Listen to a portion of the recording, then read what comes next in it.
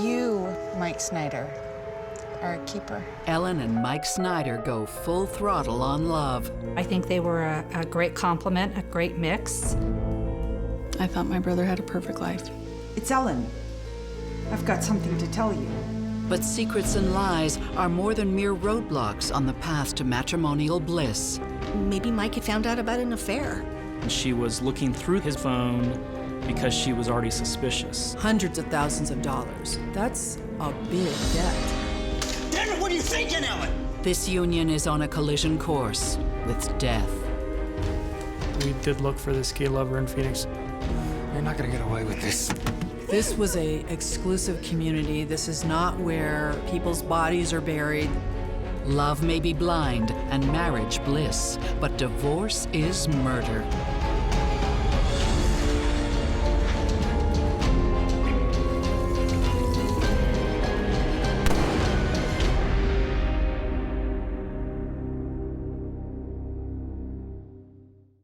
It's autumn in 1991, and at just 32 years old, Ellen Sheffield is a rising star on the busy city strip lined with car dealerships. Great work with that sedan. She was good at what she did. Good with customers, good with the technicians, always willing to help. The guys knew that they could go to her, and she had their back. And being a woman in a man's world, so to speak. Ellen makes good money and is on track to becoming an executive, but her personal life has veered a little off course. She split from her husband, David, 2 years before, and is raising their 7-year-old son, Matt, by herself. Ellen was a very good mom from what I could see. She was very close to Matt, probably partly because it was the two of them and the two of them alone. But not for long. Well, from what I hear, my brother Mike met Ellen through the business. Hey. Hi. You should get rid of that guy. He didn't even introduce us. Hi, I'm Ellen, but you can call me Miss Sheffield. Of course. I'm Mr. Snyder, but you can call me Mike.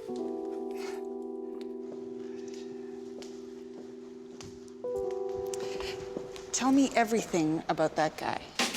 Enter Mike Snyder, a 33-year-old master mechanic who works at another dealership on the same strip.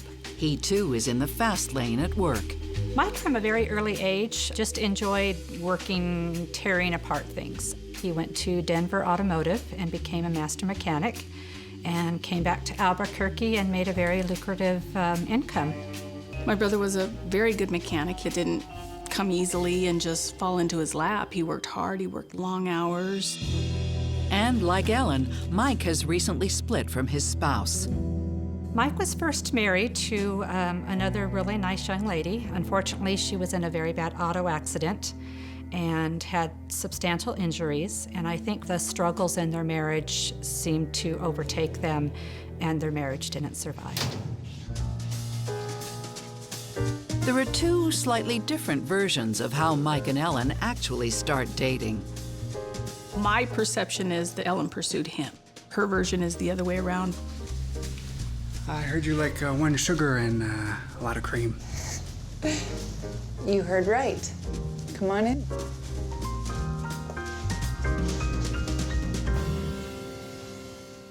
Either way, they both like what they see in all sorts of ways. She's an attractive woman. I think he's handsome, so I can see a mutual attraction both ways. I think Ellen was outgoing, so it complemented him being more quiet. She wanted a man who was probably set and financially secure. I was happy he found somebody. Their courtship is fast and furious. I've heard about the stories of him leaving roses on her car. Mike was very quiet and reserved, but had the heart of gold. He gives her diamond earrings just 6 weeks after they start dating. I'm glad you like him. You, Mike Snyder, are a keeper. I was happy he found somebody after he had gone through his first divorce. By the next fall, Ellen's divorce is finalized, and she is granted custody of her son, Matt. It's full speed ahead with Mike. I do feel that Mike and Ellen's relationship did move quickly. Yeah. I'm on one of that. She moved in, pretty soon, her and her son, into my brother's home that he had in Rio Rancho. So we just supported them, and, life for them was good. Over the next couple of years, Mike takes a special shine to young Matt, who's already showing promise as a budding mechanic. Make sure that's good and tight now. Matt didn't see his father, so Mike coming into his life was positive for him. You got a real knack for that, Matt. Good job. Time for a break for my hardworking men. He's really good. I think she was happy and felt secure, and her son needed a positive role model, and I think Mike filled that. Hey, Matt. I got you a little surprise for all that hard work on the engine. Look, Mom, it's mine. Less than 3 years after meeting, Ellen and Mike are married. It was a second marriage for both of them. It was a small ceremony. Her family, her mom, her grandma, my parents were there. Everybody was just thrilled that this young couple was married, finding each other. As part of their new life together, they build a dream home in a posh suburb just outside the city. North Albuquerque Acres is a fairly exclusive neighborhood, and it's slightly remote from the city because it's up against the mountains. Mike wanted to build his own house. He had a vision of his dream house, and he had the money to build it. Being the type of person he was, good with his hands, and he built the house himself. And they worked on that house evenings when they got home from work and weekends. The house isn't the only thing to celebrate. By early 1995, Ellen is expecting their first child. I know they both wanted to have a child together, even though that Ellen had, a child from another marriage. Pregnancy doesn't slow Ellen down one bit. Nothing like a little deadline to keep work on schedule. She continued to work, at her job, and then also help build the home. They move into their new house in the fall of 1995. He was real excited. They all were. I thought my brother had a perfect life. A perfect life that becomes even more so when their healthy baby Isabel is born just as the house is ready. And I believe the house was finally completed before she actually arrived in the world, and they were able to take her home to a finished home. Psychotherapist Stacy Kaiser and forensic psychologist Brian Russell see great potential for success and for trouble down the line. Overall, things look pretty good for them. They have a lot in common. Mike seems to have totally embraced Ellen's child. They really like nice things. Those things really matter to them. And some people might judge that and say that's not good. However, it could work out for them as long as they're making enough money, they're not going into debt. Mike and Ellen both seem to be sort of workaholics, and while that is perhaps okay, it still causes concern for me about whether or not this is a couple who really ought to be thinking about growing their family. Are they in a position where they want to devote the kind of time you have to devote to being parents of a newborn baby? When you have a family, it's really important that there's focus on the couple and on the family itself, including the kids. And when both adults' focus is primarily on work, it means that there is no one focusing on the home front. And so it worries me how this family is going to be able to stick together. Both Ellen and Mike seem happy. He was thrilled to be having a baby. And when she came, he was a very doting dad. I think just meant absolutely the world to him. Close your eyes now, sleep. Daddy's here, baby girl. He loved this little child like nobody's business. But privately, the birth marks a turning point for the couple. What he described as World War III was going on in the office next door. He's not the man I married. There was basically a second mortgage taken out. What are you thinking, Ellen? To the tune of over $300,000.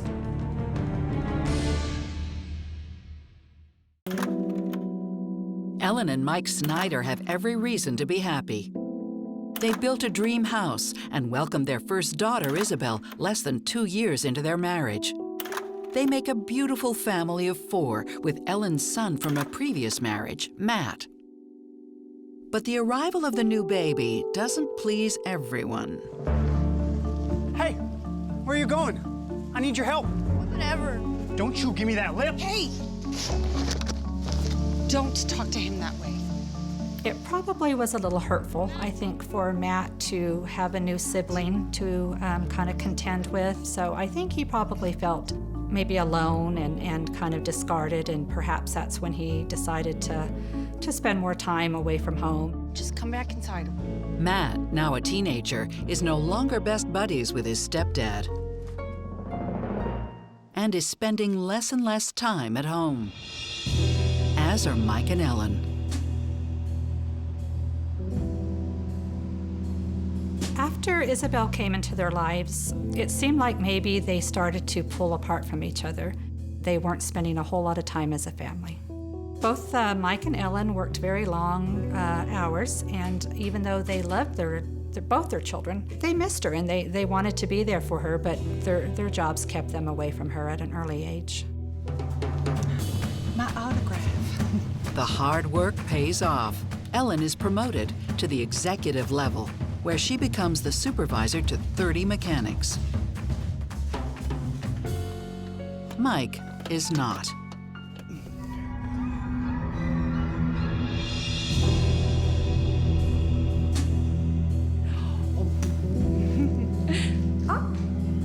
Hey, can you take her to daycare today? Big day today. I gotta crack the whip on those mechanics. Mike was still a mechanic, so perhaps for a man it was a little degrading or, troubling to have his wife now in a position that was perhaps greater than him. Bye. Bye. Sadly, the promotion seems to push them further apart. So at one point when I was at their home and saw a twin-size mattress on the floor, I was a little surprised. We found out that was where my brother, Mike, was sleeping, and that he hadn't been sleeping in the master bedroom with Ellen for quite some time. Ellen and Mike agree it's easier this way with the new baby. Except the distance between them continues to grow, literally. By the late 1990s, Mike's work is taking him away from home, usually to Phoenix, Arizona. Being a mechanic, you have to constantly go to training, get recertified. So that was an ongoing process for my brother throughout his career. But according to Ellen, she says that he was going much more frequently. Then, 7 years into their marriage, the strength of their relationship is really put to the test when Mike gets sick. Mike would have part of his body go numb. He would have tingling in his extremities. They finally determined that he had been suffering with multiple sclerosis. MS, a progressive and highly debilitating autoimmune disorder. When Mike was diagnosed with MS, it was a fairly devastating blow. You can imagine he was a very good mechanic, and now the thing that he did for a living, the thing he loved, he wasn't able to do as well anymore. He was in near constant pain. He was quite weak. He got to the point where he had to take a leave of absence from work and was going under kind of experimental treatments of getting chemotherapy to try to combat the symptoms of MS.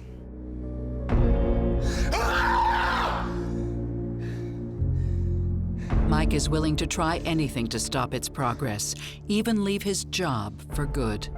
It took some time, but he did file for Social Security and disability. And he had to basically stop doing what he did for a living, which, as you can imagine, put a strain on the relationship that was already pretty strained. Ellen saw that the money that had been coming in from him wasn't going to be coming in the same way anymore. I think at this time, my brother became even more withdrawn and reserved than he was. I can't imagine really internally what he was going through. I know there were struggles that we would never understand. One small consolation is that Mike can spend more time with his daughter. Good day at school today? Yeah, you're a good girl? But he complains he's not getting enough attention from the other woman in his life, his wife. Hey, how'd it go with the doctor today? Oh, fine. Could have been there. I do know that for his first chemotherapy that Ellen did not go, and it was very traumatic for my brother that he had to call my mother kind of at last minute notice. I was busy, and you were very well taken care of. Let's not make a big deal out of this, okay?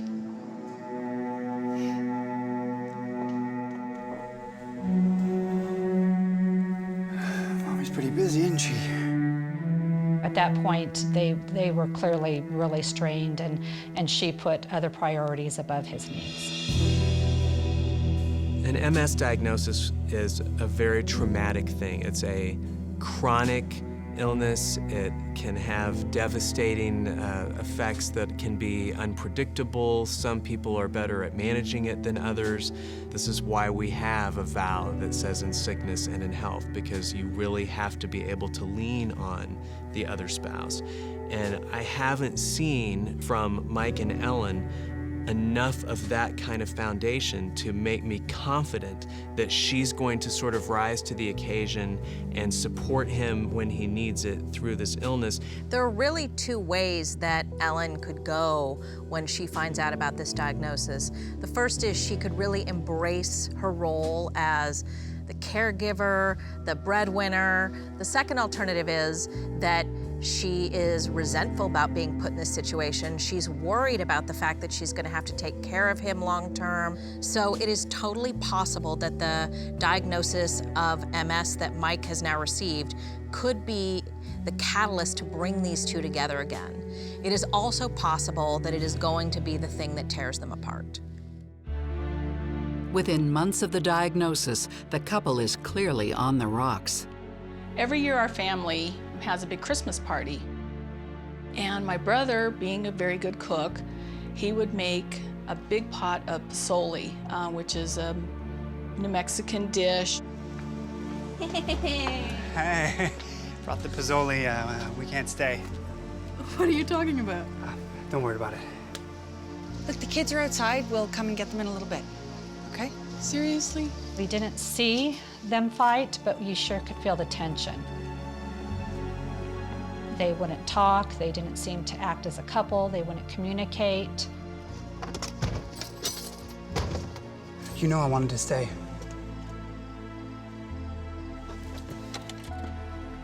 The tension in the home is made public when Ellen shows up to work with bruises. Ellen had come to work and had indicated that she had become injured breaking up a fight between her son and Mike Snyder. Took the glasses. Stupid teenage family drama. Michael and her son had gotten into a physical altercation, and she jumped into the middle in an attempt to stop that, and that's how she obtained the bruising. A heroine caught in the crossfire. But according to a colleague, she is the victim. On one occasion in particular, what he described as World War III was going on in the office next door. So where that stuff just went, it just kind of magically disappeared. He'd heard some yelling and screaming going on in the hallway just outside of Ellen's office and walked out to see what was going on. We'll just leave him. Is everything okay? He is not the man I married. She indicated that there was emotional, physical, and mental abuse. So that coworker let her borrow, for lack of a better term, his firearm. Look, I've got something for your protection, okay? Just in case.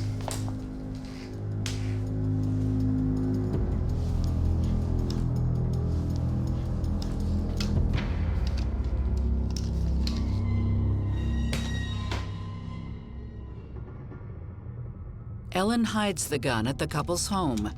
where she hopes Mike and the kids don't find it.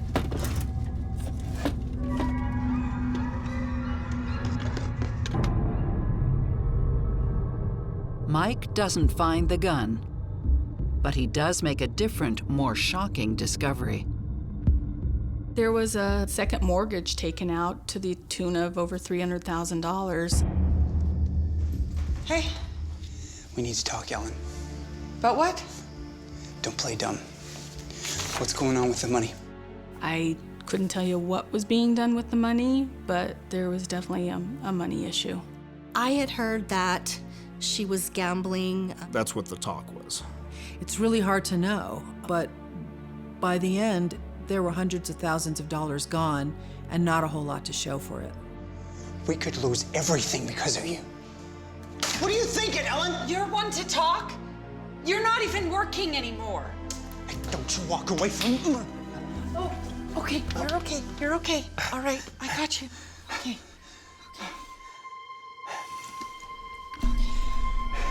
Thank you.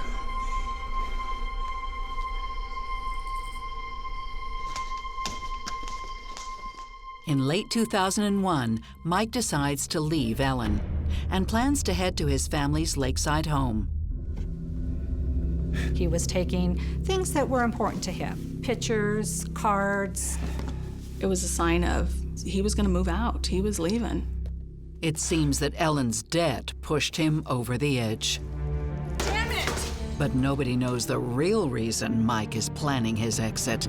Mike was using those training sessions as an opportunity to have an affair. That came out of left field, and that shocked me. I wasn't expecting anything like that.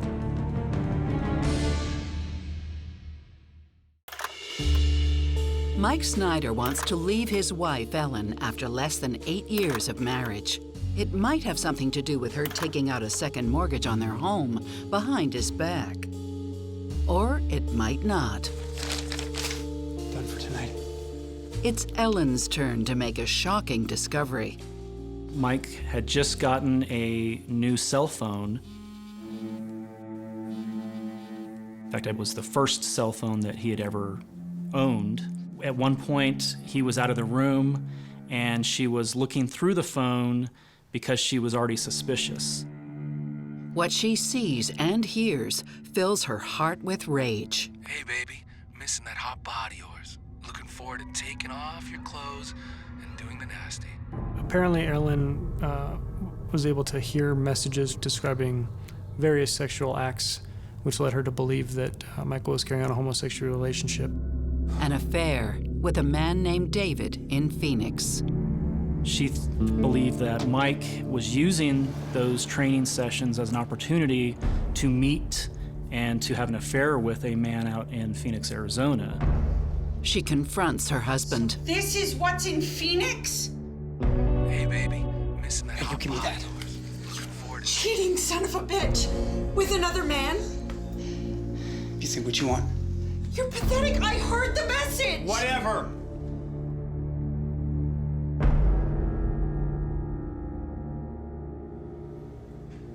When she woke up the next morning, Mike was gone.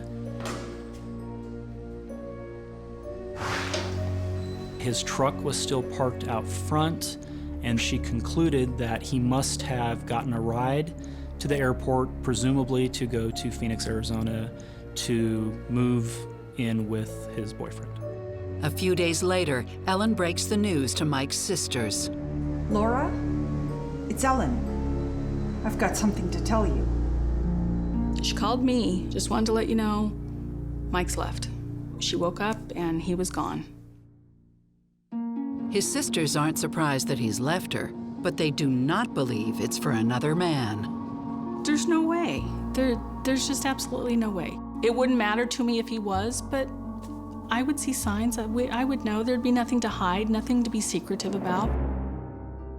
It seems that Mike's disappearance has surprised the people who knew him best. There have certainly been cases in which married men or women have left the marriage to go be in a same-sex relationship, and that has estranged them not only from their former spouse, but also from their kids. And If that truly is the explanation for why Mike has disappeared, it says to me that there was some profound, long-standing dishonesty between Mike and Ellen on his part, concealing that aspect of himself. It is possible that he has been afraid of people's reactions to what he's doing in his life, and so he has fled for that reason. It may be that he is ill and has run off to sort of die alone. Upon Mike discovering that they have such deep financial problems and that most of them are the result of Ellen and that she had been hiding it, that could have added to his desire to leave. And it's also possible that there's foul play involved. In early April 2002, Ellen filed for divorce, and she indicated in the divorce paperwork that the reason being that Mike Snyder had abandoned her and her family. With Mike in absentia, a judge grants her the divorce and the house, along with full custody of Isabel. To make things worse, Ellen's money troubles have finally caught up with her. There is not an income coming in from him, so the house goes into foreclosure. His home was free and clear until she took out that $306,000 mortgage. While all this is going on, Mike's family can't believe he doesn't reach out to them. I'd like to declare a missing person. It's my brother. Mike's name goes into a national missing persons database. But as 2002 turns to 2003, nothing happens. The police said, look, he's a grown man. He can do whatever he wants. If he wants to go to Arizona, he went to Arizona. If he wants to disappear, he can disappear. After 2 years without a word from Mike, his father passes away. He had been ill for some time and finally succumbed to his illness. Family's there, friends, and Ellen and her son walked in. Aside from the odd phone call, Mike's sisters haven't had any contact with Ellen or her son for quite some time. We were a little surprised to see him, but, you know, okay. My dad thought fondly of both of them, so, you know. We gave them their time, you know, to go up to the casket and share their private moments. But Mike's stepson, 19-year-old Matt, quickly draws everyone's attention. Matt was crying uncontrollably. I've really never seen somebody that distraught and emotionally broke up. It was very strange. I mean, it's not his blood grandpa. There was no extreme relationship or closeness to him and my father that would have warranted that kind of reaction. The sad family reunion underscores the fact that nobody has seen or heard from Mike in years. We knew by that point if he didn't show up for his dad's funeral, something had happened. But that something won't be anything they ever would have imagined. There's some initial digging, but they find nothing. I know exactly where he is. The old adage rings true here, no victim, no crime.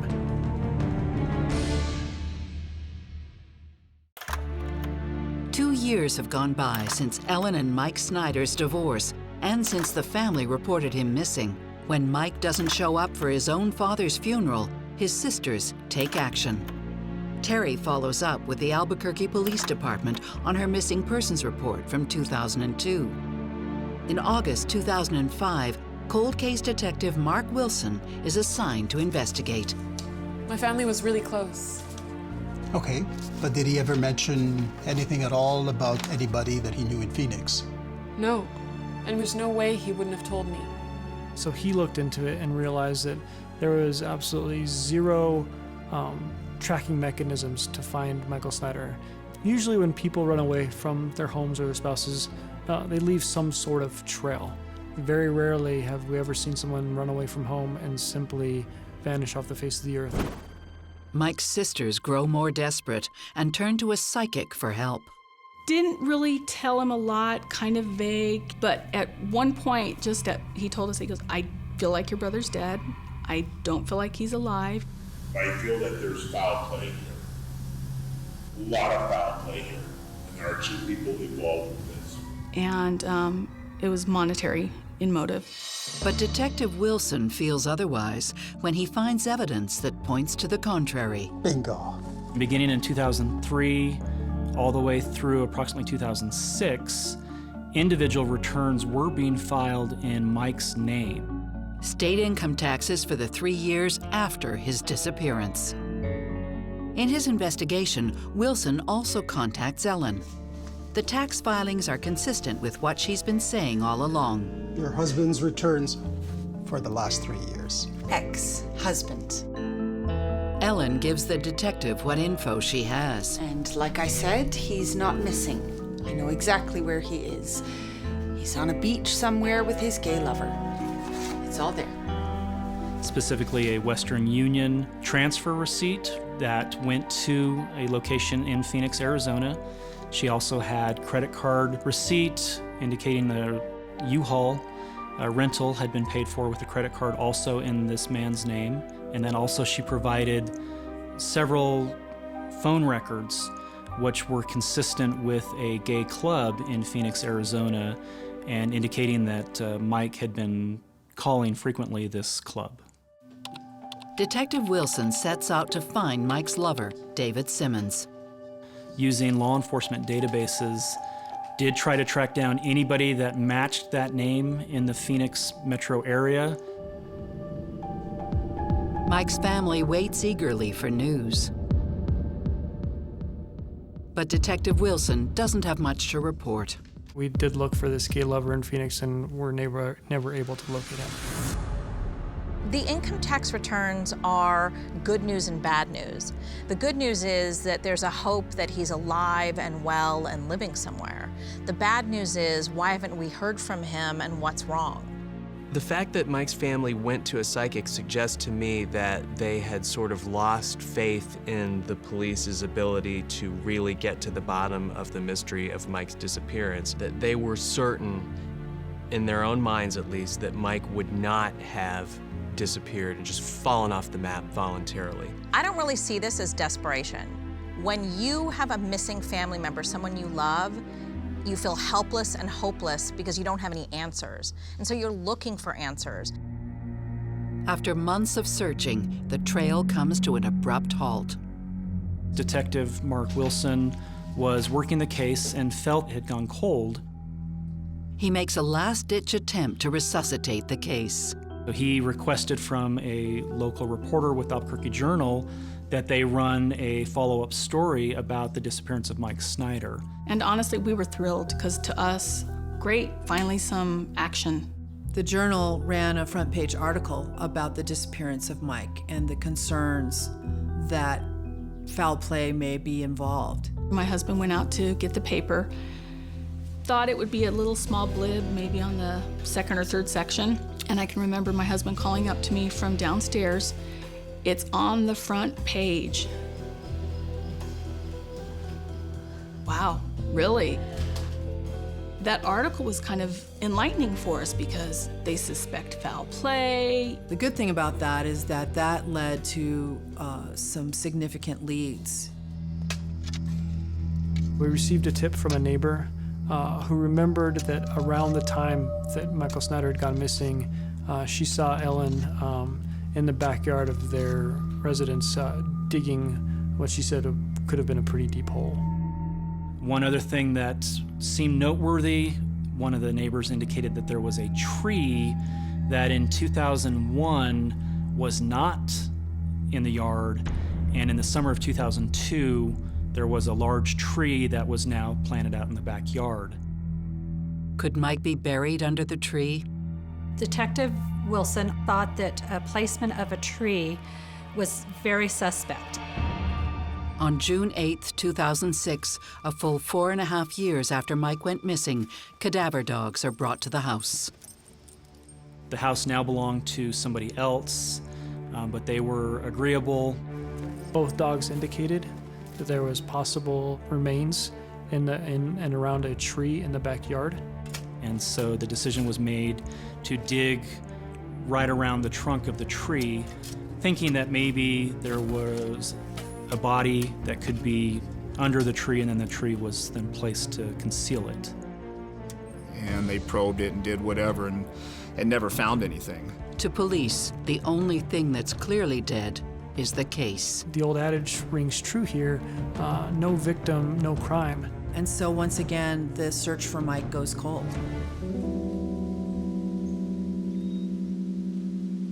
At this point, Mike's family has given up hope until police get a break 4 years later.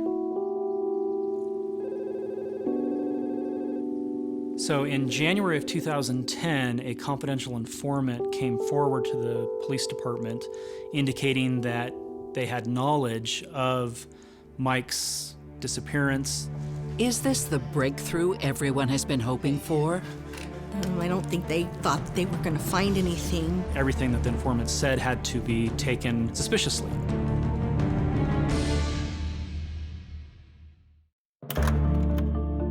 Mike Snyder has been missing for 8 years. Ex-wife Ellen says he left of his own free will, and police have not been able to prove otherwise until a new source steps forward. Hey, I've got some information on the Snyder case. A confidential informant said he had information about a murder that took place several years prior, and he was referring to the death of Michael Snyder. Police are surprised to learn the informant is an old friend of Ellen's son, Matt, and his motives seem questionable. Ellen had fired this friend from working in the dealership where she was one of the supervisors. You need to get out of my office. You're fired. Because this confidential informant had an obvious reason to seek revenge against Ellen and was angry with Ellen, everything that the informant said had to be taken suspiciously. You're not gonna get away with this. The confidential informant went on to say that Ellen's son had admitted to him that his mother had shot Michael Snyder. Hey, man. Look, I just wanted to say it sucks about your stepdad leaving and all. You know.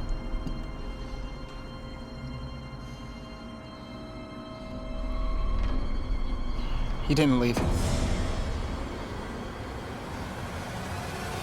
He's still there. What? And that he had helped her bury the body in the backyard of their home. Police are dubious. They check the yard. No body. Still, the young man stands by his story and agrees to meet with Matt while the police listen in. The cops came to see me, man. They're looking for information about you and your stepdad. Well, just tell them you don't know anything. I'm getting scared, man. Like, they know things, like reports about gunshots that night, or they know the make of the gun. Well, that's impossible. The informant asked about whether or not Ellen's son believed that the body was still there, and he indicated that yes, to the best of his knowledge, that Mike's body would still be there. And look, they're not gonna find anything in that huge backyard. It's enough to corroborate the story, but police need more for an arrest. So they go straight to Matt and confront him with the recording. At night, me and my mom buried it in the hole. I don't want to go to jail.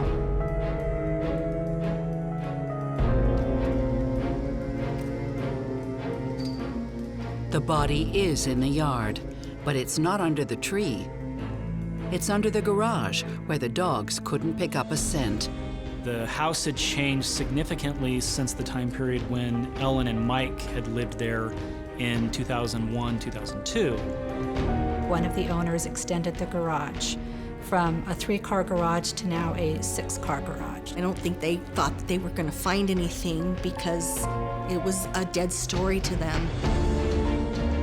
8 years later, and 10 feet under, Mike Snyder's skeletal remains are finally found.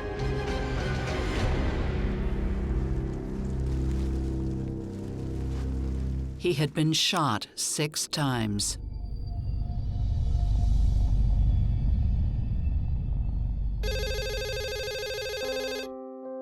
For the 8 years of wondering and worrying, and you know, it's also just, it's overwhelming. It's just every emotion you can possibly think of. In exchange for his cooperation, Matt is not charged. And he tells police the whole story of what happened when he was just 17. You're pathetic. I heard the message. Whatever.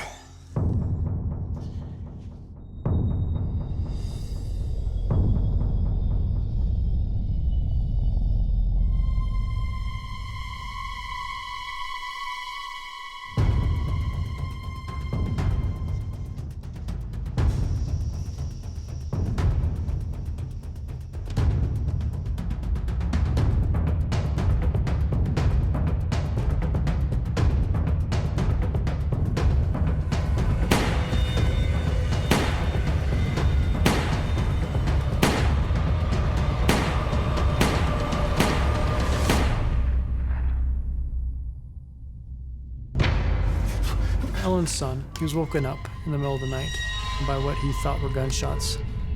He began to dial 911 when Ellen came to his door. Matt, put down the phone. I need you to help me.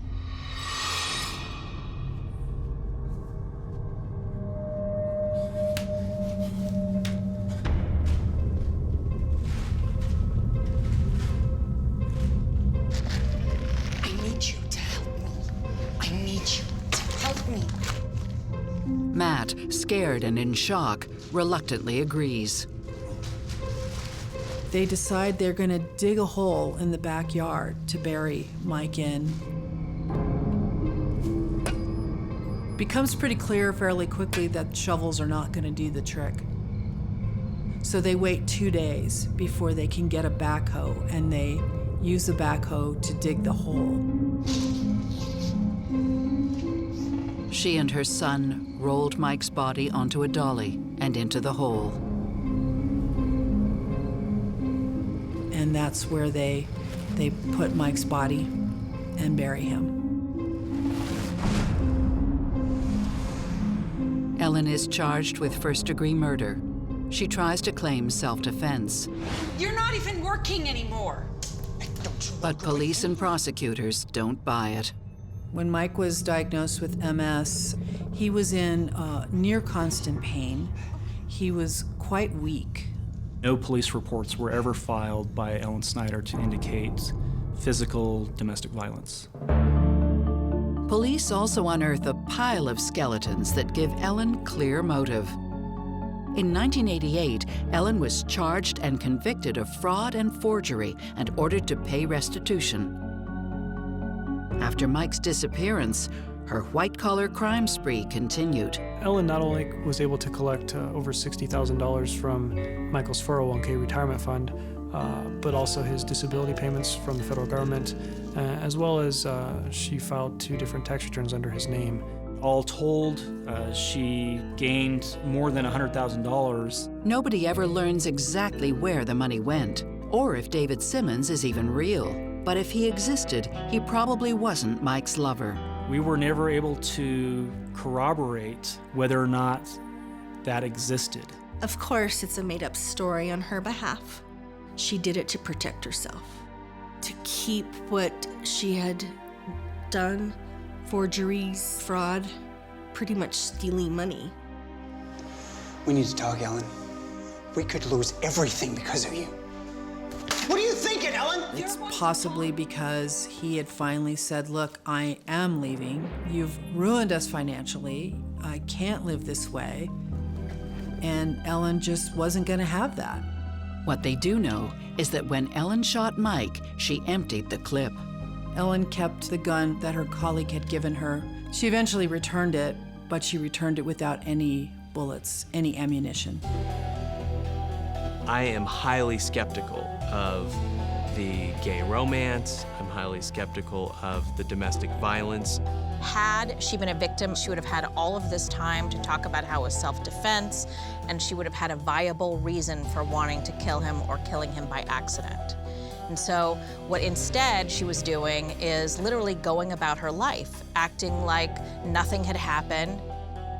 I think that Ellen was coldly, calculatedly creating well in advance so that she would have what she thought would be a plausible explanation for why he might want to disappear. If I didn't already think that Ellen was a sociopath because of her ability to kill someone and act like nothing happened, I definitely would think that she could involve her son. Prosecutors believe the killing is premeditated, but 8 years have gone by. The statute of limitations had already run for things like manslaughter, second-degree murder, so they couldn't really prosecute her for that. So the only thing available to the prosecutors was first-degree murder, which means, of course, they have to prove intent. All it took was one juror to believe that Ellen was a battered woman and that she had shot in self-defense. And basically, Ellen would walk away a free woman. Prosecutors didn't want to take that chance. And so what we did is we were able to reach a resolution by a plea agreement. Ellen pleads guilty to manslaughter, and in combination with tax fraud and tampering with evidence, she is sentenced to 11 years. It's just a tragedy that the state law didn't put her in jail for more jail time. What kind of mother asks her teenage son to help dispose of a body? Ellen Snyder was that kind of mother. Isabel, at 15, goes to live with Ellen's mother, and Matt, at 26, continues to work as a mechanic, just like his stepdad, Mike, killed at the hands of Ellen Snyder. She has no remorse, no thought for our family, and really no thought for her daughter, Isabel, who she took her father away from her. He was a great guy. He was a good guy. He's the best brother, best father, best son anybody could have, and I'd give anything to have him back.